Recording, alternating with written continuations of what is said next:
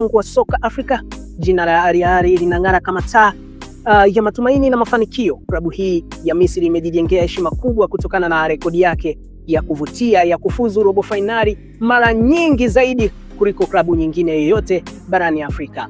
Hata hivyo, licha ya historia hiyo ya ushindi, Al Ahly kwa sasa inakabiliwa na hali ya pressure isiyo ya kawaida. Pressure hiyo inatokana na mazingira ya sasa ya mashindano na matarajio makubwa kutoka kwa mashabiki wake. Al Ahly inaelekea kucheza nyumbani. Kwa kawaida kucheza nyumbani kunaleta faida ya kipekee, support ya mashabiki, uelewa wa uwanja na hali ya kujituma zaidi. Lakini kwa Al Ahly faida hiyo imegeuka kuwa mzigo mkubwa sana.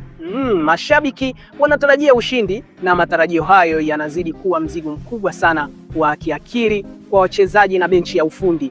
Wanacheza si tu dhidi ya wapinzani bali pia dhidi ya hofu ya kuvunjika kwa matumaini ya mashabiki zao. So endelea kwa karibu na Bongo Shazi. Hii ni Bongo Shazi Sports. Kuendelea kupata taarifa zaidi, subscribe na ubonyeze alama ya kengele.